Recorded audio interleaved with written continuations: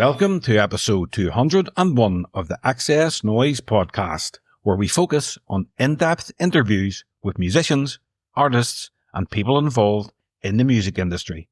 I'm your host, Mark Millar. Thanks for listening. In this episode, I speak to acclaimed singer-songwriter Ryan McMullan about his long-awaited debut album, Redesign. If you missed the previous episode, I spoke to Kieran Lavery about his latest album, Light Entertainment. So check it out, and if you like the podcast and would like to support it, please subscribe for free on your favourite listening platform, give us a rating, and leave a comment. Early in his career, Ryan McMullan earned praise from icons like Ed Sheeran, who called his voice a rare jewel, and Gary Lightbody of Snow Patrol, who described it as angelic. From supporting Sheeran to selling out tours, his rise was remarkable. In 2022, with his debut album Redesign and a world tour planned, his future seemed bright. However, a severe mental health crisis forced him to cancel his plans, halting his momentum. In this episode, Ryan discusses all of the above as we delve into the songwriting and inspiration behind Redesign and much more. So sit back, relax, and enjoy the XS Noize Podcast with Ryan McMullan.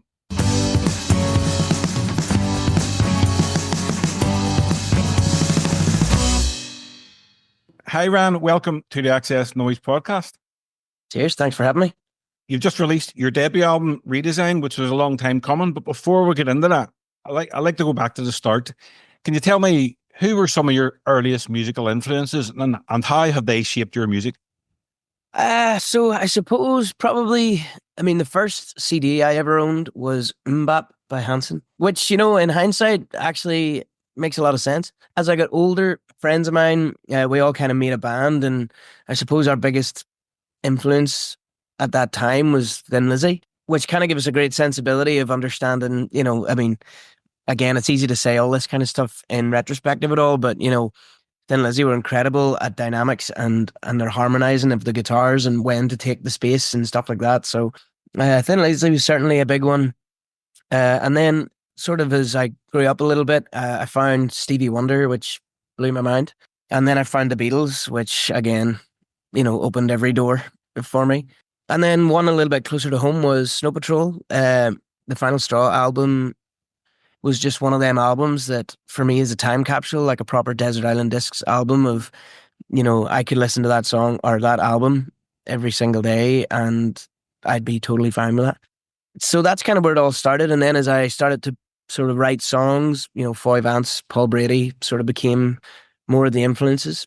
And at the minute, right up till today, I suppose Phoebe Bridgers is a big one, Brian Beattie, War on Drugs.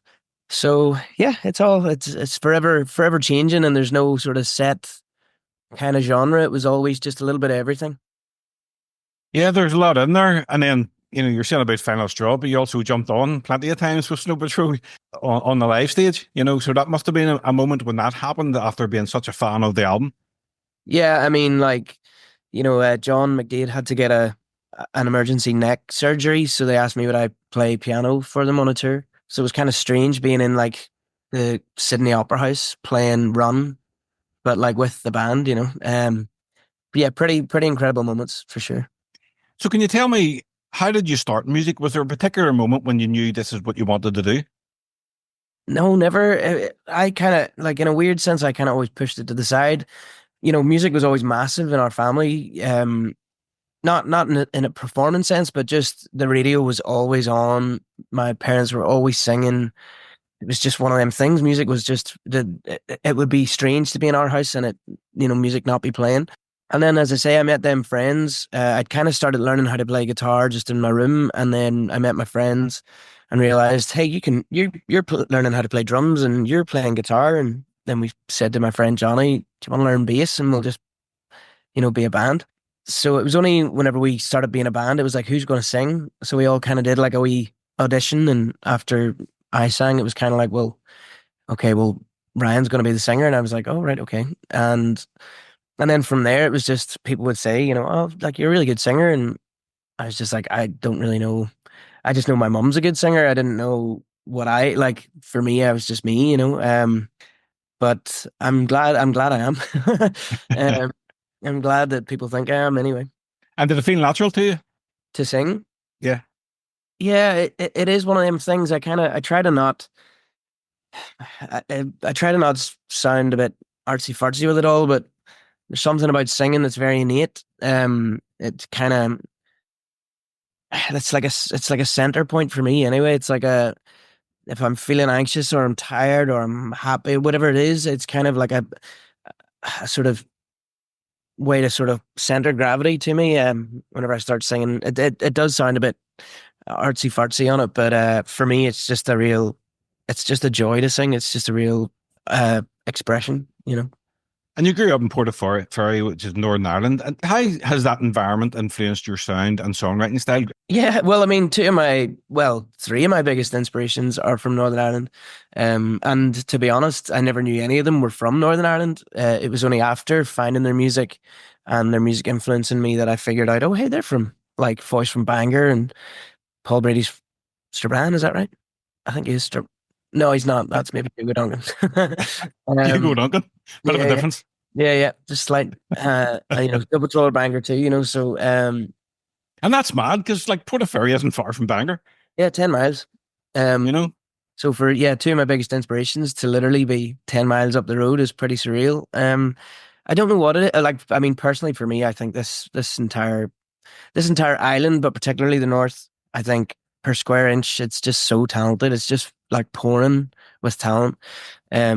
So even though it was a surprise to find out that they were only from 10 miles up the road, it's not a surprise because, you know, you look at the wealth of talent we have, like Joshua Burnside, phenomenal. Kieran Lavery, phenomenal. That's just like two off the cusp. You know, you could literally write a massive list. It's just absolutely full of talent. Congratulations on your debut album, Redesign. It's currently, I have to get this right, #1 in the independent album chart in Ireland. It's 5th in the Irish chart, 13th in the Scottish chart, and 32 in the UK independent album chart. So how does that feel? Yeah, pretty surreal. It was, listen, the album was a long time coming. It should have been out so long ago for so many reasons. It wasn't. And in hindsight of it all, I don't know whether I'm happier to, I think I am. I think I'm happier that I released it now without putting the pressure on myself to make it anything other than what it was. I think when I was originally supposed to like release it, I think the whole thing was, you know, I just come off an Ed tour, I just come off a Snow Patrol tour, I toured with Codaline, Foy.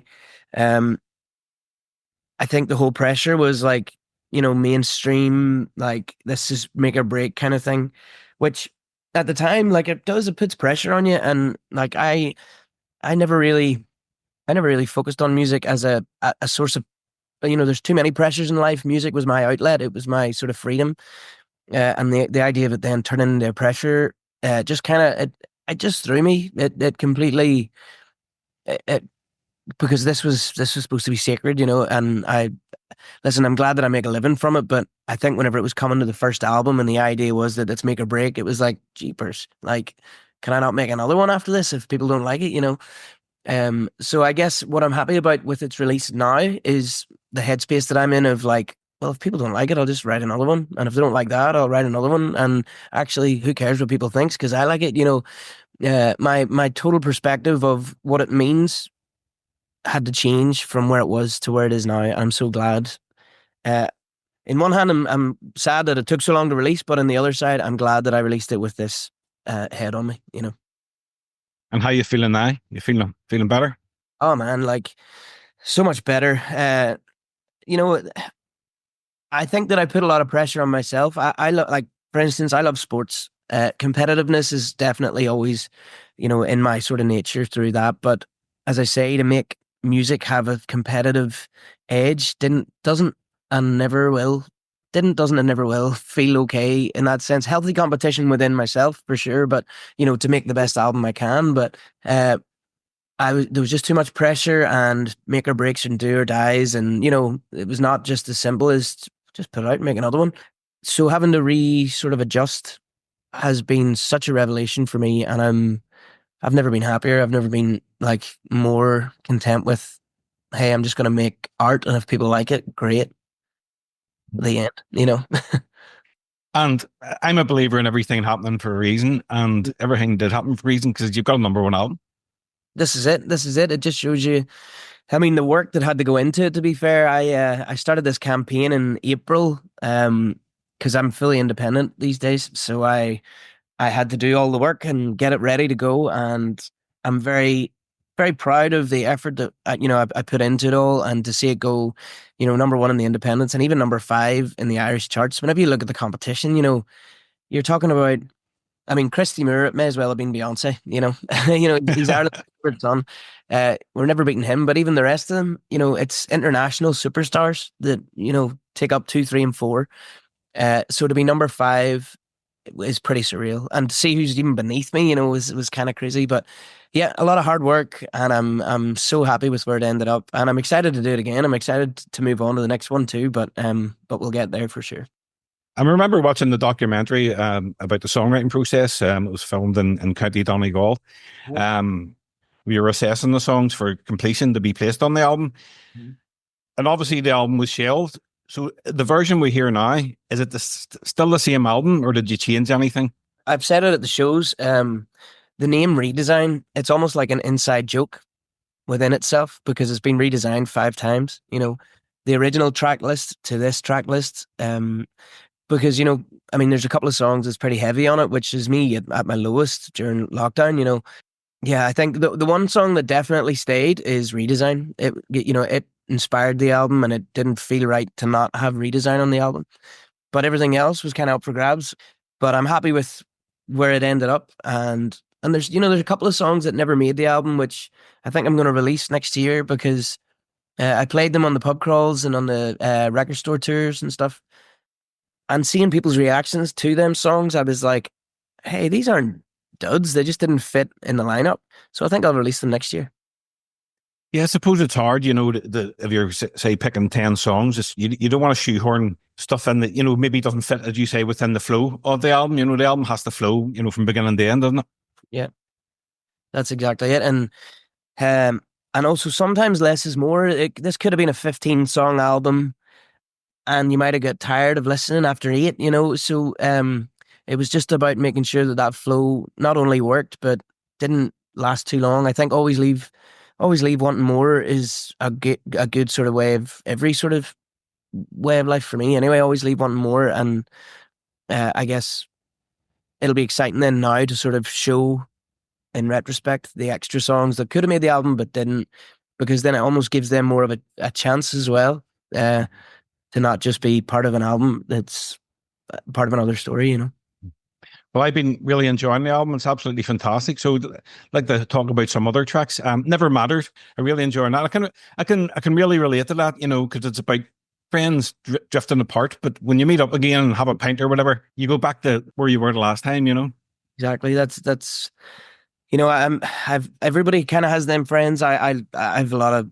amazing friends in my life, and especially with this job, especially in the last 6 years of it all, I never really get to hang out as much as I used to, and but it is that thing. Whenever I see them, it's like I haven't been left out or forgotten about. We just pick up straight where we left off, and yeah, it's just that kind of story is just that relatable thing of, hey, we're not the same as we used to be, but that doesn't matter, But yeah, it never mattered. It's it was a perfect way to end it too for me. It was that thing of ending the album on a sort of serene moment, I guess.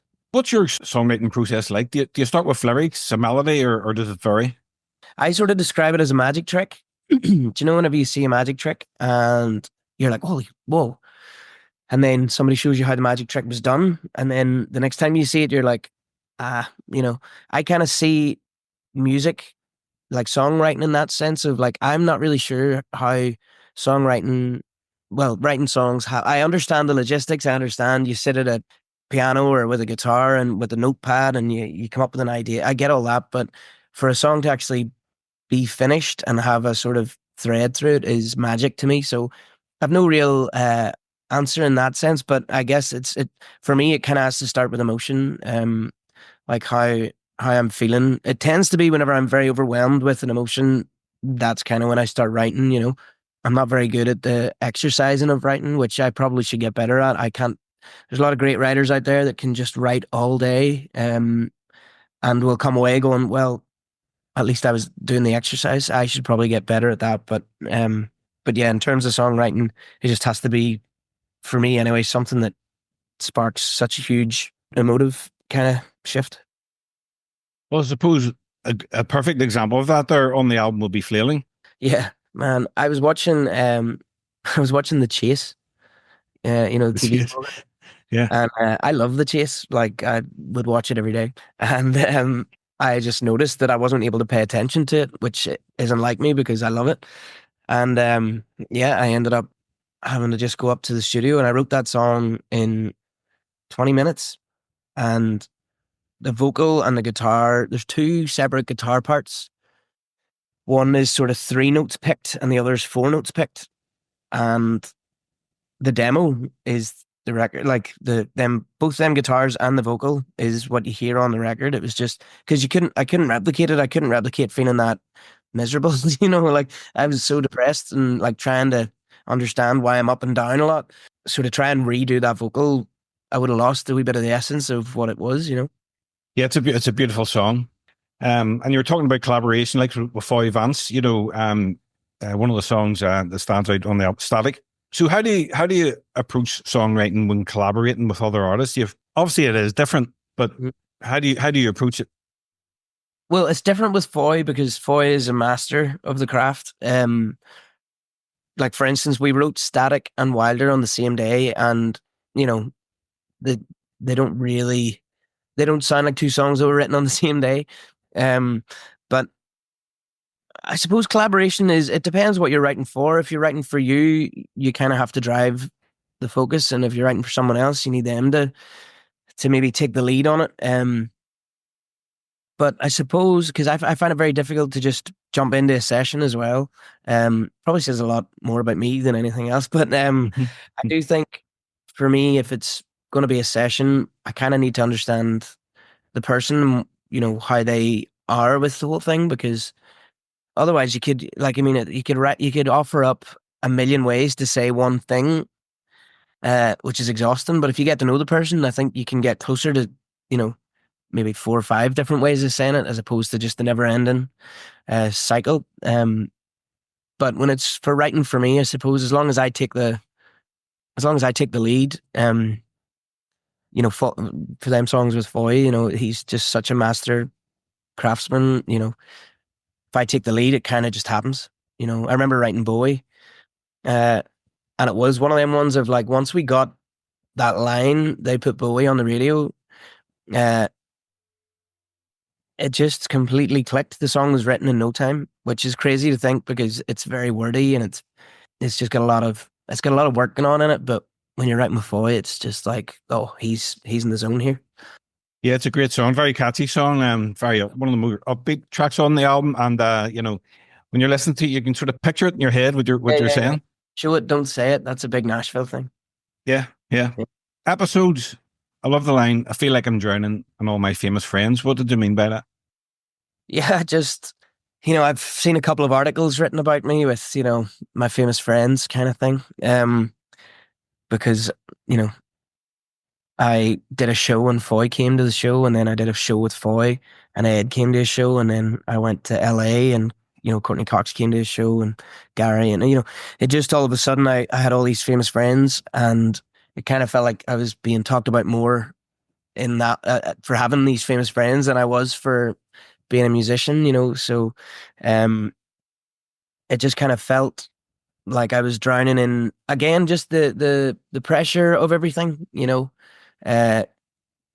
album had to be big, it had to move mountains because, well, look who his friends are, and it was kind of me just sort of addressing the idea of it. It's like, just sort of drowning in the idea of like, yes, I've got all these incredibly accomplished friends, and if I don't keep up with them, I'm gonna sink. Yeah. But if you weren't good, they wouldn't be there. Well, maybe. Personally, I don't see. I suppose in a way for sure, but I think where we all are today, we don't really talk about talent and all that kind. It's pretty much friend friendships. But I suppose I wouldn't have met them without having some form of talent. But it's just insecurities and trying to love myself essentially is what that song is about. Um, and come to terms with who I am, and that's okay, and it's good enough, and all that kind of sort of thing. My favorite track on the album is Real Love with Niamh Dunn. So Yeah. how did Niamh get involved? Was it written with her in mind or anything? Or No. Well, it was during lockdown, and Sean Og produced the album, bar Flailing. Gareth Dunlop produced Flailing, but Sean Og, he produced the rest of it, which actually wasn't even in the plans to begin with either. It was just we'd just been allowed out of lockdown. You were allowed up to 4 people in a house or something like that. I'm not very good at writing over Zoom. I just find it's hard to sort of translate energies for me. Other people are great at it. But you're allowed to write, and Bioga reached out to say, do you want to come and do a couple of writes? And then the first song, what was the first song that we wrote? I think it was Real Love. I think we sort of went in that day and came out with Real Love. And I kind of went, holy, what a good day, because I really like that song too. And it's a funny one because it doesn't have the same sort of streaming push as some other songs in the album, which just goes to show you, like, it's all about different tastes and stuff. But I really like that song and I love playing it.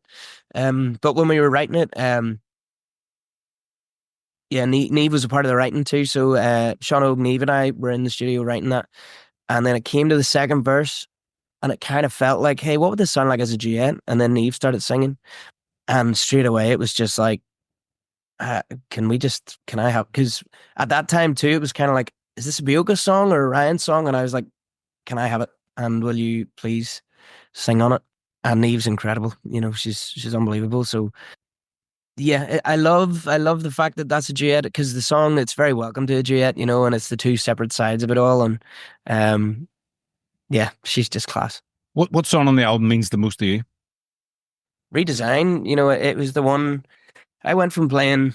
This almost sounds rehearsed, by the way, but I don't mean it to. It's just after a tour, you've kind of said the stories. But I went from playing in 40 people in New York one time, and then 2 days later, I played to 20,000 in Italy, and I wasn't ready, I wasn't prepared, but you can't say no to an opportunity like that, and I suppose I saw how big that world can be, and the opportunities was in front of me, and I had more of a chance than anybody because I was on I'm not sure if it still is, but it could still be the biggest grossing tour of all time. So whenever I come off that tour, you quickly realize that that's Ed's world and it's cool to be a part of. And it was amazing for him to let me be involved in it. But it's not my bubble and I had to create my own bubble. And I was trying very hard. And a lot of people kept saying, you need to steer the ship. And I was kind of going, I feel like I am steering the ship, but I wasn't really. I was just kind of saying yes to everything and, whatever. But in 2019, I wrote Redesign. And it was the first time where I went, oh, this is, I think you're starting to create an album here. This has got a lot more to say than anything. This has got a part of a story that needs to be said as opposed to just a song. It's kind of how it felt to me. Anyway, it felt like a real coming of age kind of, hey, it's time to make an album song. So yeah, probably that one. It was time to make my own bubble, and no matter how big it gets or small it is, it's mine, and that's enough. That's good enough. And Monarch, another brilliant song, a tribute to your mother. Mm-hmm.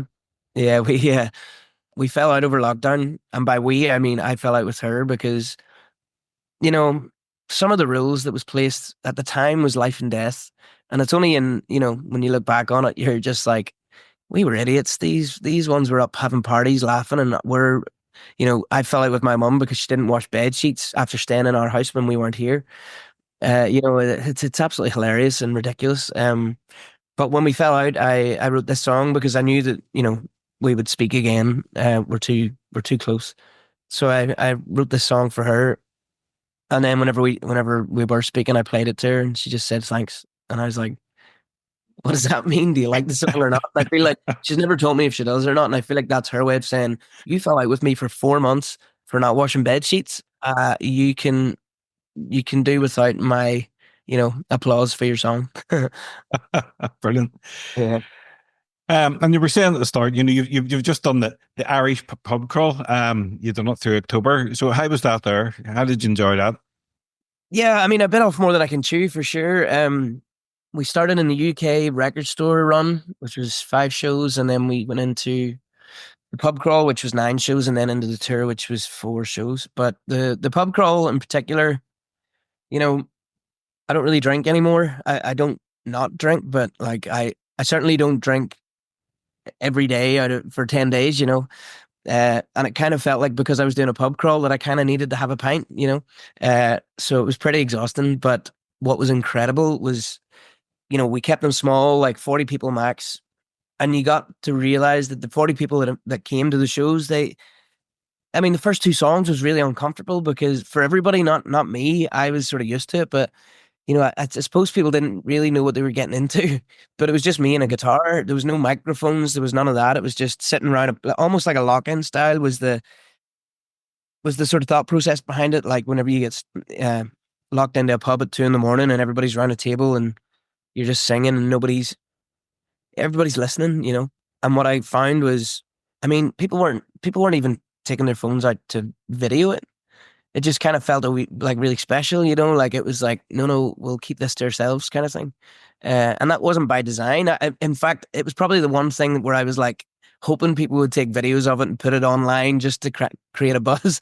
But what we got out of it was so much better. It was just this kind of everybody sitting in a room, playing the songs, telling the stories, and everybody listening, which was incredible because, sometimes gigs turn into more than that because they are more than that. They're a service of entertainment, and sometimes there was people who like your never mattered friends, and you get to catch up and stuff. But this felt really cathartic.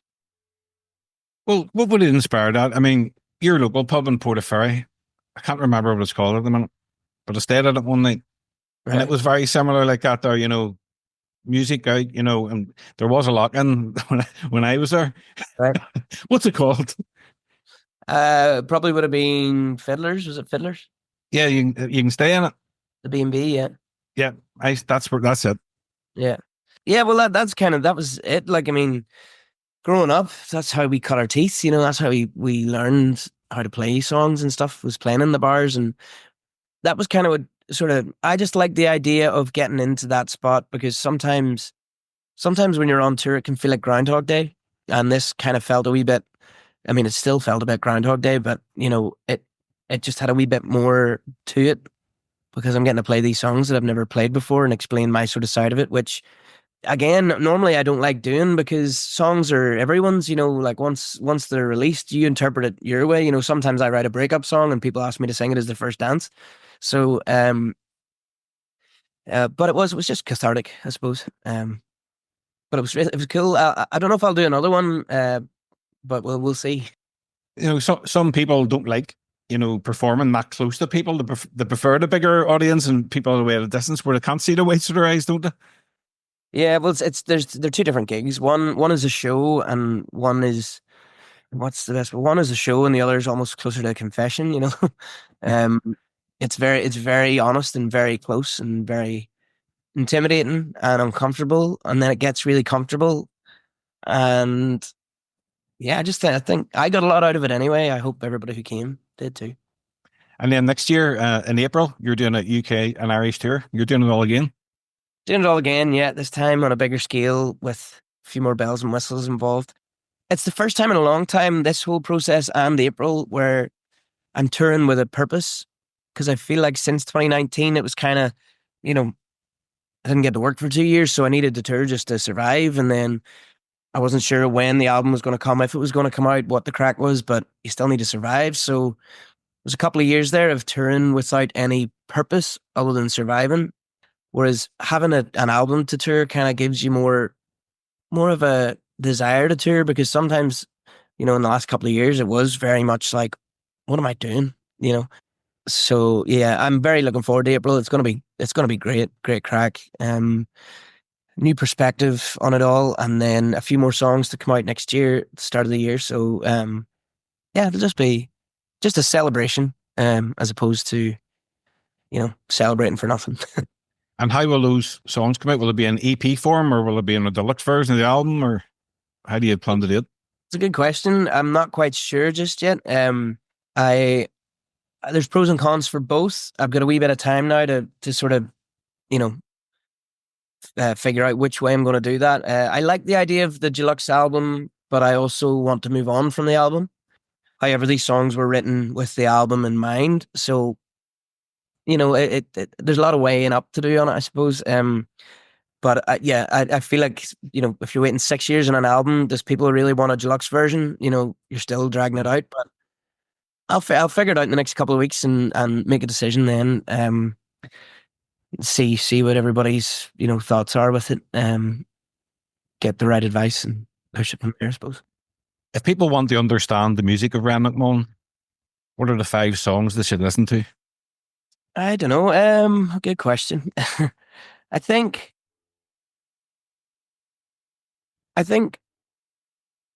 You Don't Dance is a very good place to begin, because that song, with no right, got 15 million streams. Like, I never pushed it, I never released it as a single. It was a song that was on an EP that I released simply to have something to sell on tour. And that song just got a lot of people's attention and, you know, made a lot of people happy, and I see it at the shows. So it's maybe a good place to start. Letting Go for a Little While is a real moment of, you know, honesty for sure. It's a real one that I notice at the gigs connects a lot with people, so it's probably a good place to go to after that. I mean, Boy on the Radio, it was just that song that, I mean, it's the song of the gig for me all the time. It's the one that, when it's coming up next, I get a bit more energy and I'm excited to play. What else? I mean, you know, depending on your mood, you could go to Flailing or, you know, Static. They're both very different sides of the same coin, you know. And then Redesign. Redesign's kind of the one that I think for now is the one that tells where my headspace is today. Is there a sound or genre you feel intimidated by but are curious to explore? I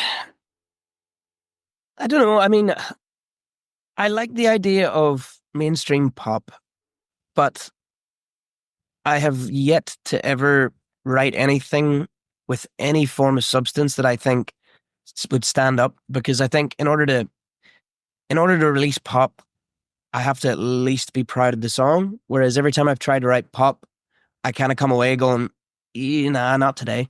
So yeah, pop would be one. Yeah, that's probably it. Everything else, kind of excited. I'd be excited to do any kind of genre, really. It's just pop is one that I find very hard to find my place in, you know? Yeah, I love a bit of pop myself. Yeah, if I could write like ABBA, I would be delighted. Yeah, absolutely. I mean, such great melodies, such great lyrics, songs. Brilliant. So Redesign, it's been finished for a long time, it was said. So how many songs have you got written and ready for album 2, and what direction's it going in?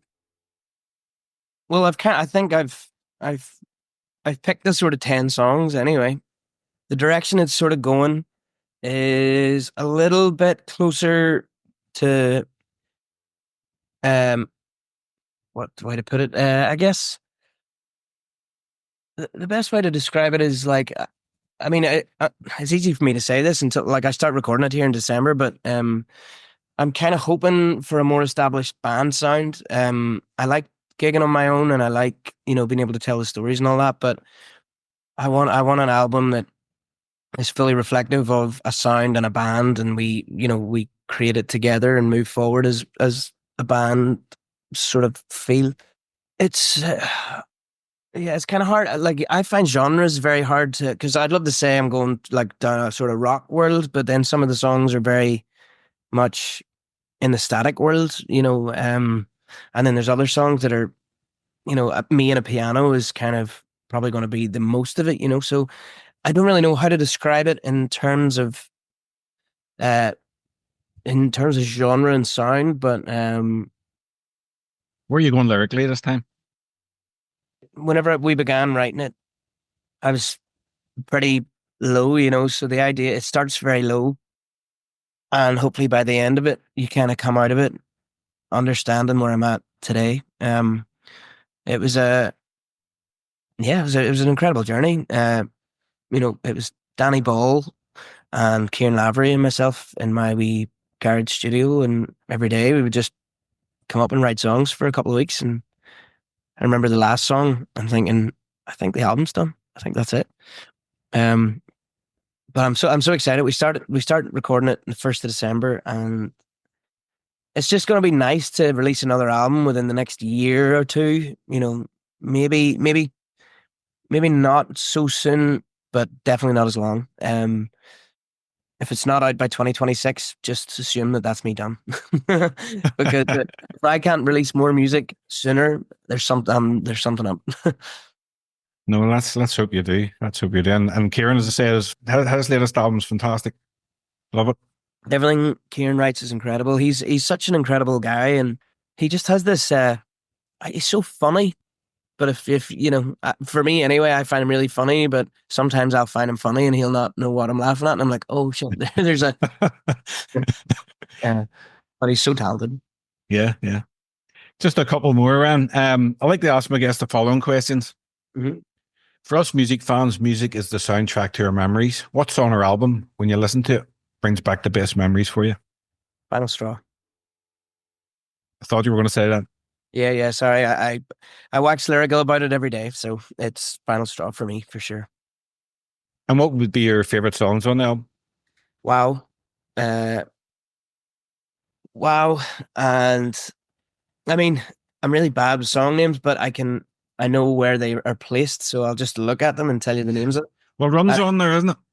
I mean, Run's always there, but actually, I think a lot of people are this kind of way in terms of like the singles are staples, but it's always an album track that kind of sticks. Gleaming Auction and Whatever's Left, they are two songs as well as Wow. But even like Grey's Knees, what a song. And, Chocolate. It's just such a good album. They knocked it out of the park. If you could go back and relive one musical moment from your career, what would it be? Oh, wow. I hate the idea of, wishing back, but I kind of wish that I was where I am today whenever I got the Ed gig. I think I would have utilized that more as opposed to just, doing it and enjoying it. And I think I would have been a bit more business minded on it. But as a moment, to be fair, the first time I sold out the Ulster Hall, pretty special. Yeah, that was pretty incredible. Because, the Ulster Hall was it for me in terms of like that. If I ever got to headline there, that would have been the height that I ever saw myself getting to. So to have sold it out the first time trying was just incredible, Well, that's me done, Ryan. Is there anything you would like to mention before we wrap up? Anything else coming up in the immediate future? Do you want to tell people where they can get the album? Yeah, just on the sort of the kind of everywhere place. If you Google it, if you want a CD or a vinyl, or I think there's a few cassettes left actually. If you want a cassette, you can get it at ryanmcmullanmusic.com. And if you just want to listen to it, just your Spotify's and your Amazons and Apple Music's and that. And thanks to everybody who's listened to it. Thanks for everybody who bought it, got it to number 5 and number 1 independent. I'm just so grateful for everybody waiting, and I promise it won't take as long for the next one. Good. Well, you've said it here. Yeah, that's it. Well, that was great, man. I really, really am loving the album. Do you know what I like about it as well? It's not an immediate album. It's a slow burner. Yeah. And I always think the best albums are slow burners. When you've on the 5th listen, then you go, right, I get that now, or I love that wee sound, or that guitar part, or that lyric, and that's what it is, for me. Yeah. I think, and that was it. I think at the start it was trying to make an immediate album. Like if if you don't love the song within 7 seconds, then it's not good enough. You know, that kind of mentality was the sort of. That's what people want now, isn't it? Like for the streaming generation, it's Bowie and the Radio is one of those songs. Straight in, yeah, 100%. But I'll be honest, I was listening to it earlier, and Flailing just hit me. Yeah. Flailing seems to be a lot of friends of mine. It seems to be their sort of favorite. It was Foy. Like Foy straight away was just like, "That's the best song you've ever written." And I was like, yeah, wow, took me 10 minutes, you know. Yeah, well, you know, so yeah, there is some immediate, and there's some not, but there's some. I just get it more now, you know, after a few listens. Do you know what I mean? You know what I'm trying to say? No, 100%. Yeah, that, to be fair, that was what I was like with the new Snow Patrol record. The first listen, I went, that was pretty good. And then 5 listens in, I was like, this is brilliant, you know? Yes. But yeah, it is that thing of like, because we do live in an immediate sort of society. Everything has to be immediate. And now, here we go. But for the people who take the time to listen to it 5 or 6 times, I know that they'll get more out of it than they will on a first listen. And that's kind of half the point, you know? The idea is to, like, I don't want to be I don't think anyway, I don't want to be the immediate hit maker, because at some point does substance go out the window because you're just very good at making the hit? And, you know, I suppose if you can keep the substance and the art at the top, the way Ed does it, Ed's brilliant at it. Ed can make you a hit tomorrow, but it doesn't really lose its substance. He's an anomaly, you know. But yeah, it is. It's a slow burn. I'm happy. As I say, I'm proud of it. I'm proud that it got its chance, because it nearly didn't. I nearly just let it go, and I'm just so glad that I gave it its chance, and I'm glad that it found its place, and now it belongs to the world. Yeah. And again, said everything happens for a reason. It's out there now. It's a #1 album. Yeah. What do you want? Nice. That's it. It did everything it's supposed to. Fair play to it. Yeah. Well, Ryan, it's been an absolute pleasure talking to you. Thank you. Really enjoyed it. So good luck with the album for the remainder of the year and the shows next year. And I'll definitely have to get down to one. 100%. Anytime. Let me know. All right. Cheers. Take it easy. You. All the best. Bye, Ryan. Bye. See ya.